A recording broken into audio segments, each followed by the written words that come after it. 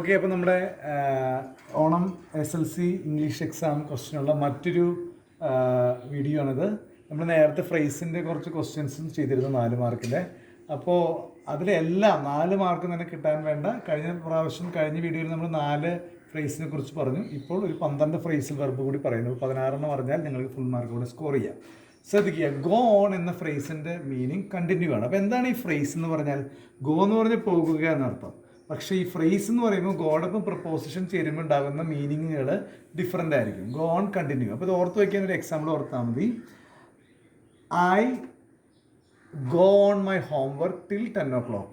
ഞാൻ എൻ്റെ ഹോംവർക്ക് 10 മണി വരെ തുടരുന്നു. ഇനി അതിൻ്റെ പാസ്റ്റ് ടെൻസ് എന്ന് പറയുന്നത് വെൻറ്റ് ഓൺ ആണ്, continued. I went on with my homework till 10 o'clock yesterday. ഇന്നലെ 10 മണി വരെ ഞാൻ എൻ്റെ ഹോംവർക്കുകളുമായിട്ട് തുടർന്നു. പുട്ട് ഓൺ എന്ന് പറഞ്ഞാൽ വെയർ എന്നാണ് മീനിങ്, ധരിക്കുക. I put on a new coat. ഞാനൊരു പുതിയ കോട്ട് വെയർ ചെയ്തു. ഇനി പുട്ട് ഔട്ട് എന്ന് പറഞ്ഞാൽ എക്സ്റ്റിങ്ക്വിഷ്, ഇല്ലാതാക്കുക എന്നുള്ള മീനിങ് ആണ്. The water put out the fire. Okay, അപ്പോൾ നിങ്ങൾ ഈ സെൻറ്റൻസ് ഓർത്തിരുന്നാൽ നിങ്ങൾക്ക് എളുപ്പത്തിൽ ഈ ഫ്രേസിൽ വെർബ് അതിൻ്റെ മീനിങ് അറിയാൻ പറ്റും. കം അക്രോസ് എന്ന് പറഞ്ഞാൽ മീറ്റ് ആണ്. I come across a famous personality yesterday. ഞാൻ ഇന്നലെ മഹത്തായ വ്യക്തിത്വമുള്ള ഒരാളായിട്ട് ഞാൻ ഇന്നലെ കണ്ടുമുട്ടി. പുട്ടപ്പ് എന്ന് പറഞ്ഞാൽ ബിൽഡാണ്. I put up a home, that was my dream. എൻ്റെ വീട് വയ്ക്കുക എന്നുള്ളതാണ് എൻ്റെ ഒരു ഡ്രീം. പുട്ടപ്പ് എന്ന് വെച്ചാൽ ബിൽഡ് എന്നുള്ള മീനിങ് ആണ്. ഗീവ് അപ്പ് എന്ന് പറഞ്ഞാൽ റിസൈൻ, സ്റ്റോപ്പ്, അബാൻഡൻ എന്നുള്ള അർത്ഥമാണ്. I give up smoking. ഞാൻ സ്മോക്കിംഗ് നിർത്തി. ഇതിൻ്റെ പാസ്റ്റ് ടെൻസ് ആയിട്ട് നമുക്ക് ഉപയോഗിക്കാം. ഗേവ് അപ്പ് ആണ് പാസ്റ്റ് ടെൻസിൽ വരാം.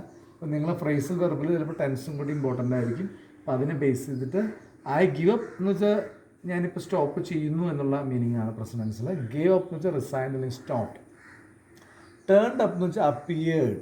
ഓക്കെ, അപ്പിയേർഡ് എന്നുള്ള അർത്ഥമാണ് turned up. I turned up for a new assignment at abroad. ഞാൻ എബ്രോഡ് ഒരു പുതിയ അസൈൻമെൻറ്റിന് വേണ്ടിയിട്ട് എത്തി. I turned up for an interview എന്നൊക്കെ പറയാം. കോൾ ഇറ്റ് എന്ന് പറഞ്ഞ ഫ്രേസിൻ്റെ അർത്ഥം visit. I called at my uncle's house. അവിടെ പാസ്റ്റ് ടെൻസ് ആണ് നമ്മൾ ഉപയോഗിച്ചത്. വിസിറ്റഡ് എന്നുള്ള മീനിങ്ങിലാണ്. ഞാൻ എൻ്റെ അങ്കിളിൻ്റെ ഹൗസിൽ സന്ദർശനത്തിനായിട്ട് എത്തി. കോൾ ഓൺ എന്ന് വെച്ചാൽ ടു ആസ്ക് ഓർ ഡിമാൻഡ്. എന്തെങ്കിലും കാര്യത്തിന് വേണ്ടിയിട്ട് ഒരു ഹെൽപ്പ് അല്ലെങ്കിൽ ആവശ്യത്തിന് വേണ്ടി വിളിക്കുന്നതാണ് കോൾ ഓൺ വരെ. The lady called on police for helping her from robbery. Okay, മോഷണം നടക്കുന്നൊരു സിറ്റുവേഷൻ, അതിൽ നിന്ന് അവളെ രക്ഷിക്കാനായിട്ട് ലേഡി പോലീസിനെ വിളിച്ചു എന്നുള്ള മീനിങ് അവിടെ പറയാം. Make out understand. അതിൻ്റെ പാസ്റ്റ് ടെൻസ് ആണ് മെയ്ഡ് ഔട്ട്, MEDOUT. അത് അണ്ടർസ്റ്റുഡ് എന്നുള്ള മീനിങ് ആണ്. The student made out the problems clearly yesterday. ഇന്നലെ കുട്ടികൾ പ്രോബ്ലംസൊക്കെ നന്നായിട്ട് മനസ്സിലാക്കിയിരുന്നു. ഓക്കെ, അല്ലെങ്കിൽ നമുക്കതിൻ്റെ presence I make out the problem. ഞാൻ പ്രോബ്ലം മനസ്സിലാക്കുന്നു, അത് പ്രസൻസ് വരുന്നു. ഗീവ് അവേ എന്ന് പറഞ്ഞാൽ ഡിസ്ട്രിബ്യൂട്ട് അല്ലെങ്കിൽ റിവീൽ ദ സീക്രട്ട്. 2 മീനിങ് അവിടെ വരുന്നുണ്ട്. പുട്ട് ഓഫ് എന്ന് പറഞ്ഞാൽ ഡിലേ ചെയ്യുക എന്നുള്ള മീനിങ്ങിലാണ് പുട്ട് ഓഫും വരുന്നത്. അപ്പോൾ ഈ 12 എണ്ണം നമുക്ക് അറിഞ്ഞിരുന്നാൽ ഇവിടെ പുട്ടിൻ്റെ തന്നെ put on wear, put out extinguish, put up bill, put off to delay. അപ്പോൾ ഈ പുട്ടിൻ്റെ തന്നെ 4 എണ്ണം ഉണ്ട്. ഓക്കെ, മറ്റുള്ളതും കൂടി നിങ്ങൾ അറിഞ്ഞു കഴിഞ്ഞാൽ മൊത്തം 16 ഫ്രേസിൽ വെർബാവും. നേരത്തെ വീഡിയോയിലും കൂടി പറഞ്ഞു കഴിഞ്ഞാൽ അപ്പോൾ നിങ്ങൾക്ക് 4 മാർക്ക് ഈസിയായിട്ട് സ്കോർ ചെയ്യാൻ സാധിക്കുന്നതാണ്.